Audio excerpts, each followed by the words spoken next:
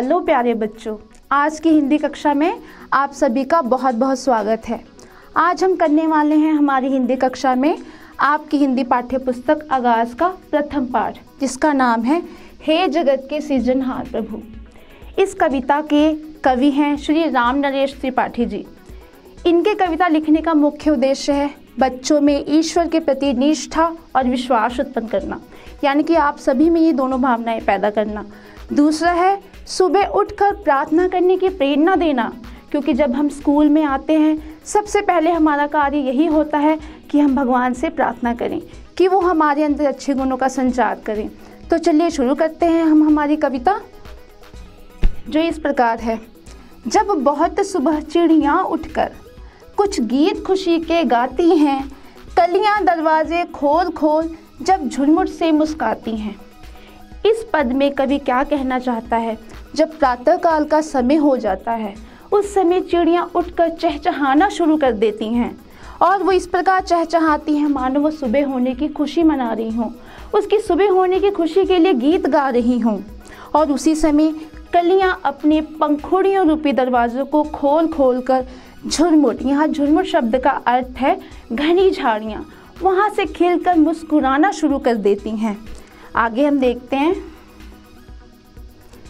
खुशबू की लहरें जब घर से बाहर आ दौड़ लगाती हैं, हे जगत के सृजनहार प्रभु तब याद तुम्हारी आती है।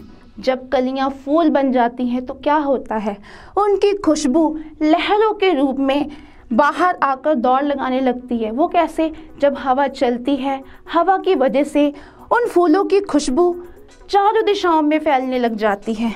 उसके बाद जब ये सारी क्रियाएं हो रही होती हैं बच्चों, तो उस समय हे जगत के सृजनहार प्रभु, जगत यानी कि दुनिया, सृजनहार यानी कि जिसने इस दुनिया को बनाया है यानी कि ईश्वर, हमें सिर्फ और सिर्फ आपकी ही याद आती है। हमें ये एहसास होता है कि इस सृष्टि को आपने हमारे लिए बनाया है। आगे देखते हैं हमारे तीसरे पद में। जब छमछम बूंदें गिरती हैं, बिजली चमचम कर जाती है, मैदानों में वन बागों में जब हरियाली लहराती है। जब बारिश की बूंदें छमछम करके इस धरती पर गिरती हैं उस समय भी बिजली चमचम कर जाती है। जब आसमान में बिजली चमकती है उस समय भी मैदानों में यानी कि खुले मैदानों में, वन यानी कि जंगलों में, बागों यानी कि बगीचों में जब हरियाली लहराती है, जब इन सभी जगहों पर हरियाली लहराती है उस समय भी प्रभु हमें सिर्फ और सिर्फ आपकी ही याद आती है, क्योंकि ये सिर्फ आपकी वजह से ही संभव हो सकता है कि आसमान से इतनी सारी पानी की बूंदें एक साथ कैसे गिर सकती हैं, बिजली आसमान में कैसे चमक सकती है, मैदानों और वन बागों में हरियाली इतनी कैसे एक साथ फैल सकती है। ये सब आपकी ही कृपा से है, और ये सभी चीज़ें आपकी इस सृष्टि में होने का हमें एहसास करवाती हैं। आगे देखते हैं। चुपचाप चमकते तारों की महफिल जब रात सजाती है, जब चांद चांद से उगता है सारी दुनिया सो जाती है। इस पद में कवि क्या कहना चाहता है? चुपचाप चमकते तारों की महफिल जब रात सजाती है, रात का अंधकार हमें डराने वाला होता है, लेकिन उस रात में तारे चुपचाप आसमान में इस प्रकार चमकते हैं मानो उन्होंने रात की महफिल सजा दी हो। जैसे हम किसी त्योहार, उत्सव या शादी में जाते हैं तो वहाँ पे भी हम ऐसे ही चमकने की कोशिश करते हैं कि हमारे जैसा कोई नहीं है। तो उसी प्रकार तारे भी इस प्रकार अपनी महफिल यानी कि कोई जश्न मना रहे हो ऐसे इकट्ठा होते हैं।